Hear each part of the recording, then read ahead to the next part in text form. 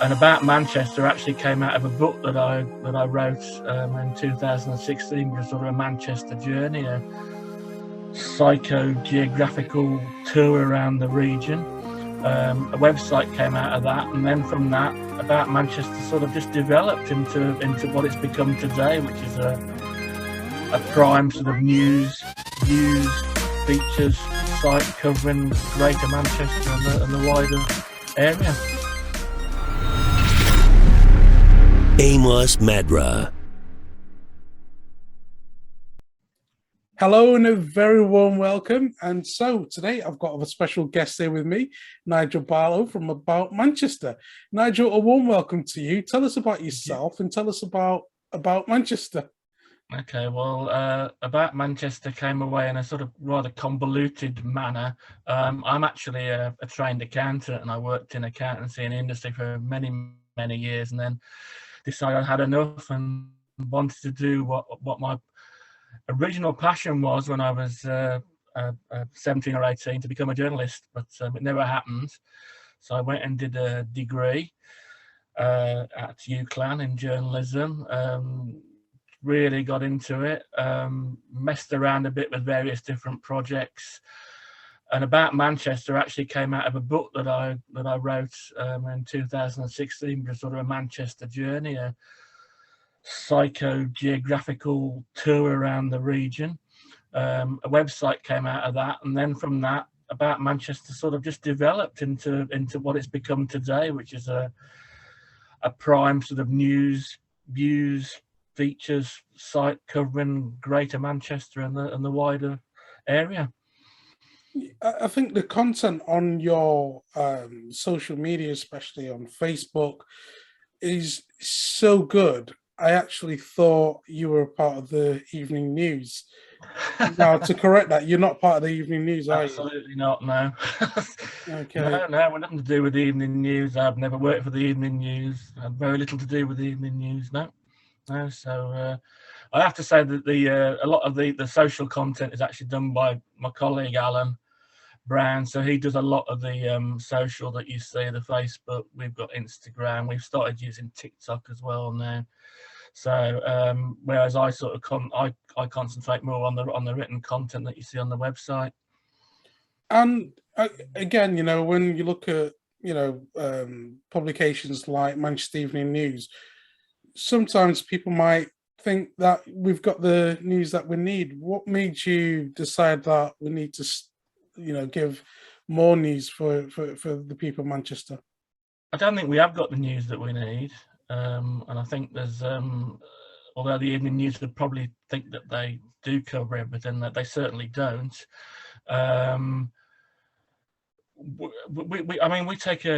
We do what the evening news does. We cover crime, we cover the politics angle, but we tend to put a lot more sort of community content on as well, and charity stuff and stuff that just wouldn't get published anywhere else.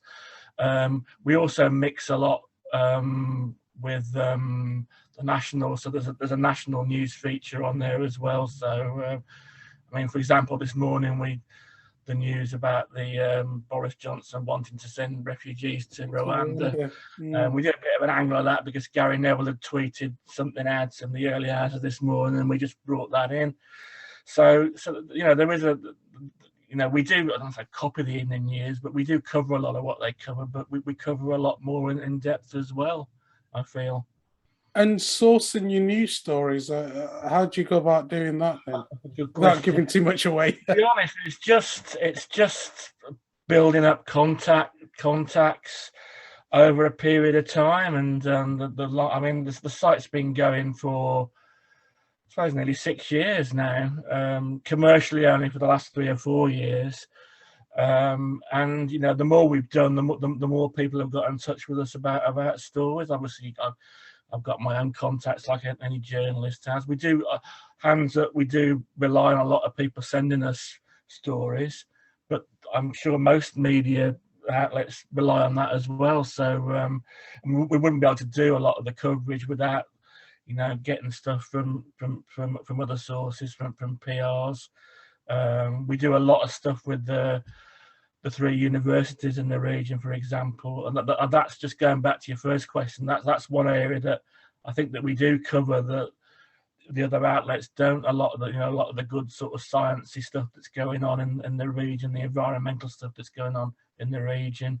So yeah, that's one certain area that I think we are a little bit different. We've got a massive amount of, I mean, we have more what's on stuff sent to us every day than we can possibly deal with. We fill the whole site with that, which isn't really what we're about either.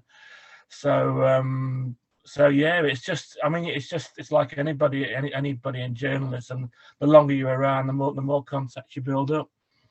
Absolutely, and I think what makes your publication unique is it's not clickbait. You know what you're getting. It is the story itself. Once you click on it, you get the full story. Absolutely. It's not trying to provoke some sort of reaction, or well, sometimes it does, and sometimes it does provoke a reaction. Not necessarily the right reaction. We're definitely not. You use the word clickbait, and I know other news sites in the region have been accused and pointed at that. I haven't got a problem with that if that's the way that sites need to work to attract viewers to get the content, the advertising content, and that's fine. Our model, which I'm not going to go into too much with you because I'm not going to give away all our secrets, but our model doesn't rely on the amount of hits that the story gets. That's a minimal thing for us, to be honest. It probably accounts for 10-15% of our income. Yeah, and going back to we're lucky in that way, really, Amos. Yeah. I think that's really important as well. And then at least you're not subjected to having to, I don't know, do a certain style of broadcasting in order to bring audiences in. So at least you've got that freedom to be creative and also to focus on the things that you're good at, which is journalism. And speaking of the journalist stories that you produce, I remember reading one article about the cycle lanes being built on Oxford Road, which is really important stuff that I wouldn't have got anywhere else. And I thought that was it. That's when I thought I need to subscribe to this because this is the stuff that I'm interested in. It's local. It's relevant to me. But also on that basis, and this is the balance, it's good local stuff, but I also think that people need to get national perspectives. So, as I said, I quoted the story this morning about the Rwandan refugee concentration camps, and I won't say. But we have been covering Ukraine as well. The national stuff, and using a lot of the social media feeds to do that, and getting a little bit different information. So it's important that we do that. And there's been some Ukrainian context, obviously, around the region with a large Ukrainian community in Greater Manchester. So it's been important, and we've been promoting a show that's going on this Friday at the cathedral, which is going to raise money for Ukrainian refugees coming to the city. And as a journalist, how do you plan these stories? How do you know which stories to focus on? Oh gosh, I'm the world. Don't talk to me about planning, Amos, because I'm the world's worst. I literally, if you ask me what's going to go on the site next week, I haven't got the faintest idea yet. I react to what I see. I'm an absolute news junkie. I'm constantly looking at nationals and regionals and feeds just to pick up things. And I'm pretty, most of the stories on the site this morning, I'm pretty sure I had no idea we were going to cover yesterday, for example. So I'm not if someone wanted to come and learn how to organise a journalism office and came to about Manchester, I'd tell them to go to the evening news. But I think you do a great story of it. Again, it's yesterday we were all talking about, the Prime Minister, whether he should stay, the fines, and then of course the Chancellor as well. And then, we're talking about the cost of living. And suddenly things changed. Now today we're talking about the issue of migrants coming from Calais into the UK and being sent to Rwanda. Is that going to work? What's the public's reaction to that? And then the next day we'll be talking about something completely different. Maybe well, going back to it's Easter tomorrow, isn't it? So we'll all be on holiday tomorrow, bank holiday. But usually that's when these stories come out. So well, it has done in the past, but I'll tell you now, I'm absolutely knackered. I haven't eaten. But it keeps you on your toes, though, I suppose, doesn't it? Absolutely, yeah. I mean, so generally, we don't. It goes quiet at the weekends, but there's always some crime story. There's always an accident or a stabbing or something like that. So there's I keep the thing ticking over at the weekend, but obviously we don't go to the same depths. We've also brought in 2 new writers in the last couple of months. In fact, the one guy, Fergal, did his first column this week for us, and they're going to give a little bit of a different perspective. The one guy's pretty controversial. He's really into sort of digging around and looking at local politics. Fergal's a bit more on the sort of art side, which is going to give a little bit more of a perspective to and us. The timing's good as well, leading up to the local elections. Absolutely, yeah. We'll be doing quite a bit on the local elections, I hope. And the next was that a conscious decision to bring in these journalists? No, it's something that I've been. Both of these people we've been working on getting. It's taken a few months to get them to where they are, to convince them to come and write. But they're both on board now, and hopefully we've got another person that will be starting again in a couple of. Well, certainly by early summer, hopefully. So. And of course, some of the stories that you've spoke about, knife crime, for instance, that's been a huge issue, especially in Greater Manchester. Well, I was at the police headquarters a few weeks ago, and there was we did a video of a plea from a lady who'd lost her son to a stabbing in Bury, and it was. We wrote the story. We put with the police's permission. We put the video out as well, and it's a really harrowing thing. And knife crime, gang crime, especially in this part of Manchester where I am, is still quite prevalent at the moment. And people need to understand, I think, a little bit of what's going on, a little bit more. And of course, there was that documentary on Channel 4 about the guy that was stabbed in Hale a couple of years ago. I've forgotten his name, but yes, went to Manchester Grammar School. Yeah. Yusuf Massey. Yeah, that's the one. That's the name. Sorry, I've got so much in me. It's okay. Yeah, but with the bad, there is good as well. I mean, you look at Manchester. It's gone through such a huge regeneration just in the past 2 years. It feels as though I'm a stranger to the city, even though I live in the city. When you go in the city centre, it's just completely different. You're trying to... When did that building come up? And I suppose I do spend a lot of time just walking around, man. I'm not far from the city centre where I live, so I'm in and out of there a lot of days. But I do just spend a lot of time and my colleague Alan does as well. I say to him, just go out and just walk around and see what's happening. You'll get a story. You'll find something that's going on. And but as you say, it's every time you go in, there's a new building gone up, or there's a new somebody's opened something here, or there's a road being blocked off, or there's all sorts of some filming going on. There's always filming going on. So and that's interesting. You said that because it goes back to traditional journalism, getting out on the streets. Ears to the ground. What's going on?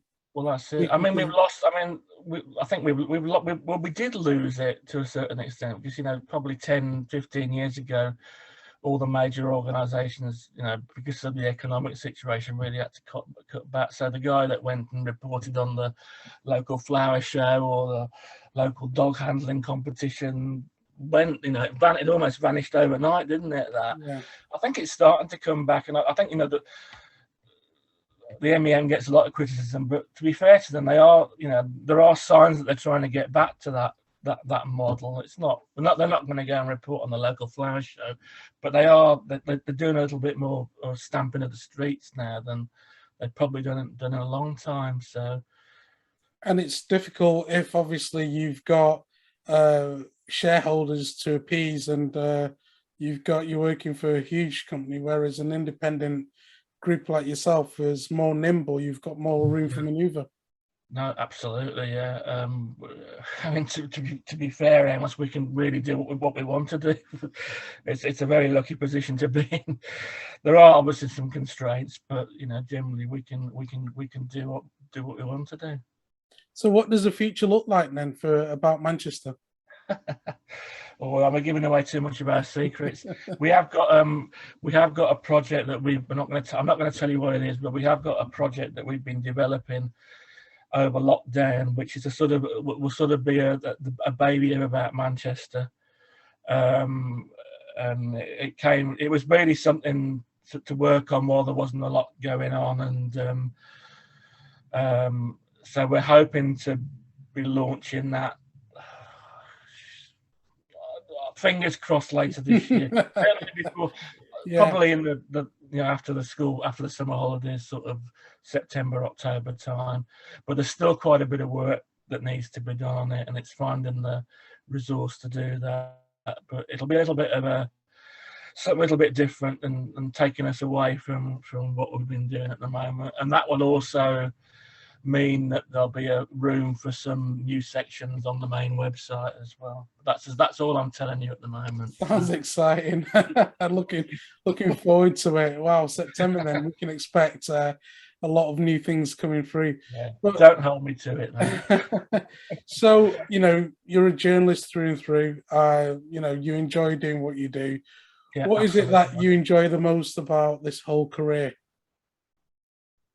Freedom to work the hours that I want to work. I'm a real early starter. I get up early and do a lot of work and before anybody else is even up. So I love that. It fits in with my lifestyle. And I can nip out. I can sneak out to the gym at lunchtime as well, and nobody's watching me. But the main that's a bit trivial, but the main thing is it's just you meet so many different people, you talk to so many different people, and you never know what's going to happen the next day, as I've said, and it's constantly exciting. That's what it keeps me. I'm getting on a bit now. It keeps me going. Not at all. Wow, Nigel, it's been an absolute pleasure talking to you. Before I let you go, how can the audience connect with you? Obviously, you've got your website and also social media handles. That's the website. We're on Twitter, we're on Facebook, we're on Instagram, we're on TikTok, or just come to the website or email me, Fantastic. or email Alan, and you can get in touch with us. Fantastic. Never give out my number. No. Nigel, it's been an absolute pleasure talking to you. And again, the great work that you're doing serving the people of Manchester, and, the stories that are needed, and, continue to do the great work that you're doing. And thank you again. No problem. Thank you very much for listening to me, Amos.